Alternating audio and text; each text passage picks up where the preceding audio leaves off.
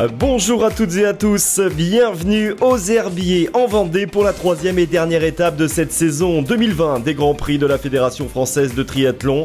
Changement de format pour cette dernière étape, changement dû aux conditions météo dantesques, la pluie et le vent s'étant donné rendez-vous. On passe donc d'un triathlon S à un aquathlon, soit 1000 mètres de natation et 5 km de course à pied. Un effort d'une demi-heure qui se déroulera sous forme de contre-la-montre, les équipes partant dans l'ordre inverse du classement général, espacé de 2 minutes. Au départ, prêtes à s'élancer, les filles du Trival de Grès qui vont donc plonger dans cet étang de la tricherie. 14,6 degrés seulement, telle est la température de l'eau aujourd'hui. Le Trival de Grès sur le podium du général ces 2 dernières années. Elles ne sont que 3, mais elles se doivent de conserver cette place sur le podium. Poissy, bien sûr, en lice à présent. Poissy bousculé, Poissy à égalité avec Metz après ces 2 premières étapes.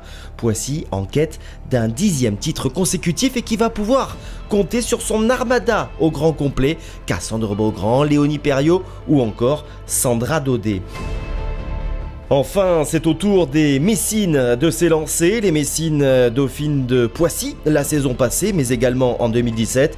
Elles veulent à tout prix enfin faire tomber l'ogre Pissiaquet, comme elles l'ont fait déjà cette année à Quiberon lors de la dernière étape, avec pas moins de 3 athlètes parmi les 4 premières du scratch.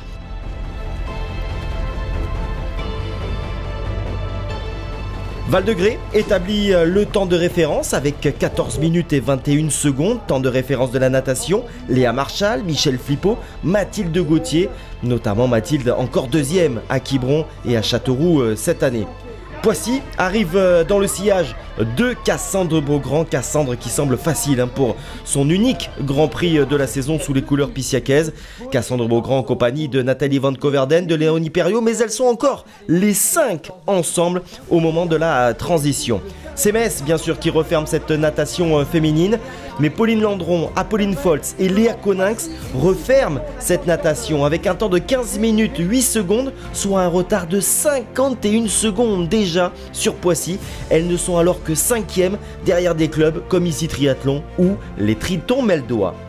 À l'arrivée, très belle course à pied d'Ici Triathlon, justement à la manœuvre Anne Holm, la danoise championne du Danemark qui emmène Audrey Merle et Célia Safrangine vers une très belle 3e place sur cette étape.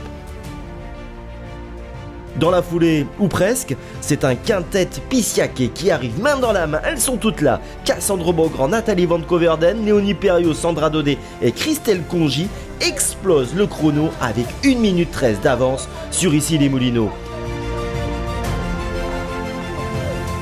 Metz avait 50 secondes de retard à la sortie de la natation. Elles ne reprendront rien sur la course à pied. Ça fera exactement 57 secondes de débours sur la ligne d'arrivée pour les Messines, qui devront donc une nouvelle fois se contenter d'une place de dauphine sur l'étape. Comme au général, la natation leur aura été fatale. Poissy remporte donc un 10e titre consécutif chez les féminines, le 14e depuis le début de l'histoire des Grands Prix.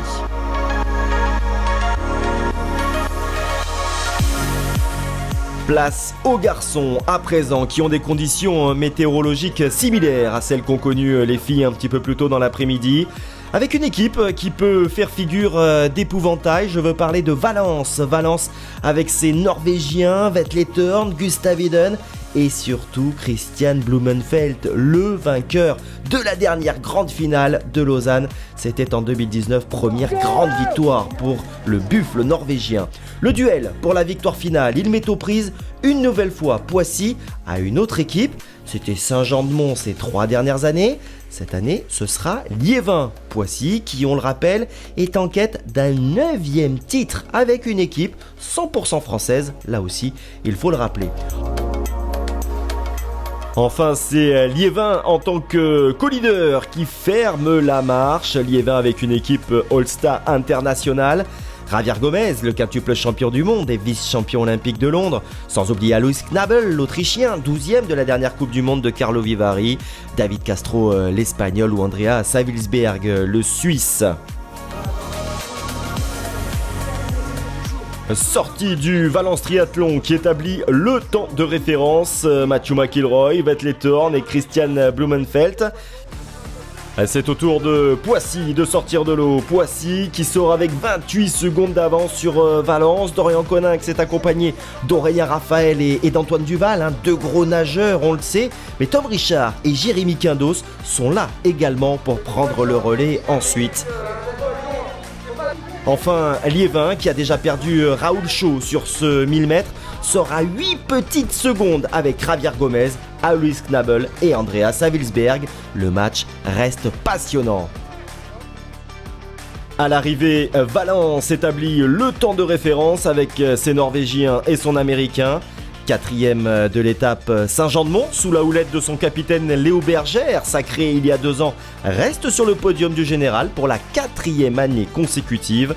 Poissy arrive très fort, Jérémy Quindos et Tom Richard ont remplacé Raphaël et Duval au cœur du trio francilien pour établir le temps de référence en 29 minutes et 19 secondes.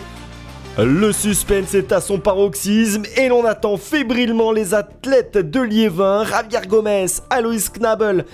Leur temps final est de 29 minutes 10 secondes pour 11 secondes. Ils sont battus par Poissy pour le titre de champion de France et même pour 1 seconde pour la 2e place de l'étape. Poissy remporte un 9e titre de champion de France devant le TC Liévin et Saint-Jean-de-Mont Triathlon.